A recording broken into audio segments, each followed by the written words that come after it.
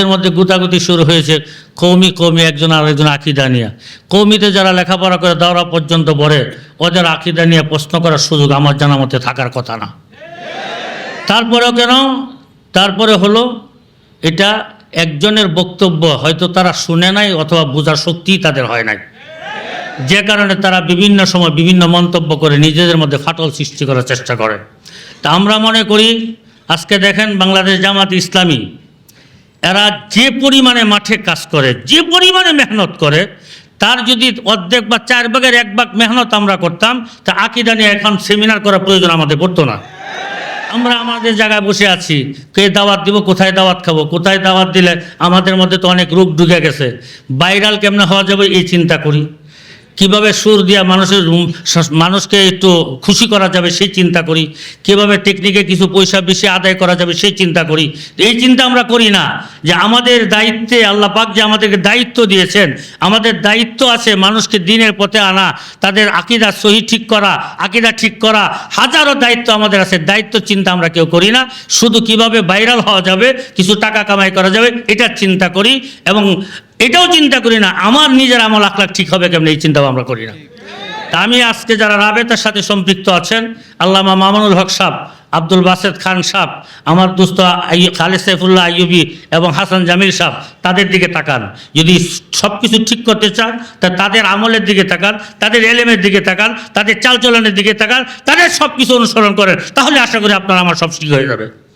এই জন্য বড়দের সাথে আজকে আমিন সাহেব নাই, শাহুল আদি সাহেব হুজুর নাই, আমরা যখন ছাত্র ছিলাম 2000 তার আগে বা পরে, আমাদের সময় তো আমাদের মুরব্বীদের নিয়ে আমরা কখনো খুশাখুশি করি নাই, কোনোদিন তাদের নিয়ে কথা বলি নাই, মুখ খুলে কথা বলার সাহস পাই নাই।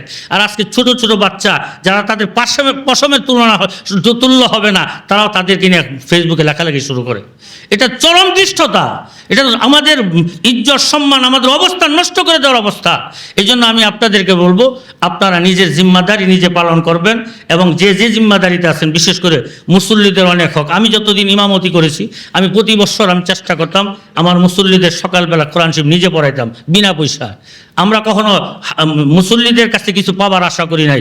যেদিন আমরা পড়েছিলাম সেই মিজানের মধ্যে আলিয়াদুল উলিয়া খায়রুম মিন ইয়াদি সুফলা, উপরের হাত নিচের হাত থেকে উত্তম, দাতা উত্তম দান গ্রহীতার চেয়ে, সেদিন থেকে সেই অভ্যাস আমরা গ্রহণ করেছি, সেই অভ্যাসের উপর পরিচালিত হয়েছি। যে কোনো মুসল্লিরাও কখনো ছোটো চোখে ইমামদেরকে মনে করে যে দাওয়াত খাওয়ার হুজুর, অমুক হুজুর, তমুক হুজুর, এটা অন্যদেরকে মনে করতে পারে, আমাদেরকে কখনো মনে করার সুযোগই আমরা দিই নাই।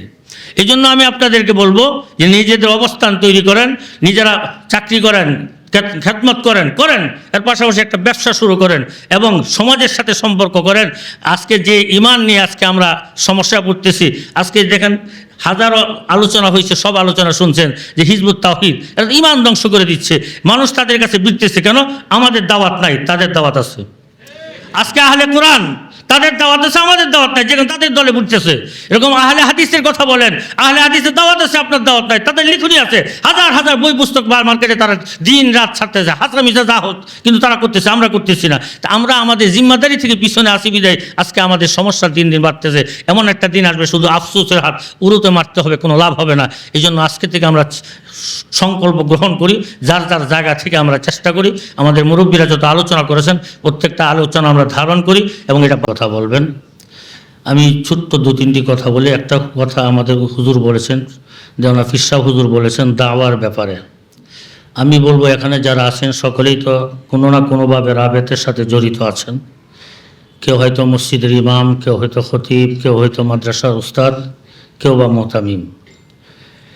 আসলেও আমরা বিভিন্ন রোগে আক্রান্ত হয়ে গিয়েছি।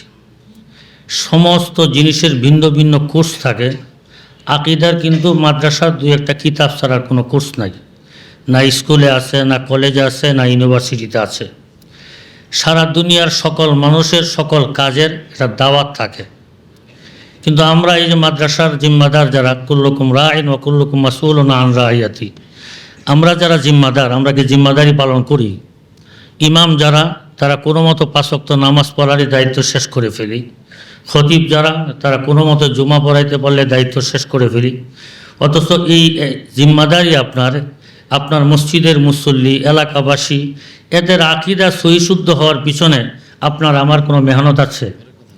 আমি আপনি অসংখ্য এখানে যারা আছেন সবাই তো মাহফিল করেন, শীতের দিন আসলে মাহফিল প্রতি আমাদের এলাকায় বেশি, প্রত্যেকটা ইউনিয়নে 2-4টা মাহফিল হয়, অনেক ওলামায়ে কেরাম যান, অনেক বিষয় ওয়াজ করেন, নসিহত করেন, কিন্তু আকীদা নিয়ে আলোচনা খুব কম মানুষই আমরা করি। তো আকীদার সমস্যা তো থাকবেই। এখন আমরা বাস্তবায়ন করার চেষ্টা করি, আমলে আনার চেষ্টা করি। আসসালামু আলাইকুম ওয়া রাহমাতুল্লাহি ওয়া বারাকাতুহু।